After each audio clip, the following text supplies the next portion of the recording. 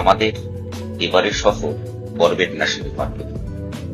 এই অংশটা মালানি ফরেস্ট রেঞ্জে, যা জিম করবেট ন্যাশনাল পার্কের একটা তুলনামূলকভাবে কম চেনা কিন্তু ভীষণ সুন্দর অংশ। বিজরানি বা ঠিকালার মতো এত ভিড় নেই এখানে, আর সেই কারণেই জঙ্গলের আসল অনুভূতিটা এখানে আরো বেশি করে পাওয়া যায়। চারদিকে ঘন শালবন, মাঝে মধ্যে খোলা ঘাস জমি, আর একটা অদ্ভুত অনুভূতি। মনে হবে কেউ যেন চুপচাপ তাকিয়ে আছে জঙ্গলের ভেতর থেকে।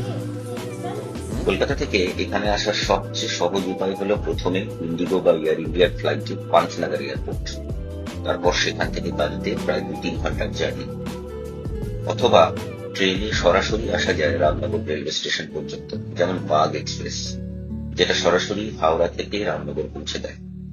যদিও সময় একটু বেশি লাগে, কিন্তু একবার ট্রেনে উঠলে আর বদলাতে হয় না। করবেট ঘোরার সেরা সময় নভেম্বর থেকে জুন।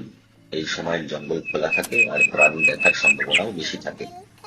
শীতকালে জঙ্গলের একদম অন্যরকম একটা মিষ্টি আবহাওয়া, আর গরমকালে জলাশয়ের কাছে বন্যপ্রাণী দেখার চান্স অনেকটাই বেশি। আমার মতে অন্তত 3 থেকে 4 দিন তো জঙ্গলের ভিতরে থাকাই উচিত। ফরেস্টের ভিতরে অনেকগুলি ফরেস্ট বাংলোতে থাকার অপশন আছে, কিন্তু যদি আলাদা আলাদা জোন এক্সপ্লোর করতে চান তাহলে 5 থেকে 6 দিন একদম পারফেক্ট। আমরা যেমন মোট 5 রাত ছিলাম, 2 রাত ঢালানিতে, 2 রাত হলদুপাড়াতে, আর 1 রাত বিজরানিতে। প্রতিটা জায়গার জঙ্গল আলাদা, অভিজ্ঞতাও আলাদা। করবেট আসলে শুধু বাঘ দেখার জায়গা না, এটা একটা অনুভূতি, যেটা একবার পেলে বারবার ফিরে পেতে ইচ্ছা করবে।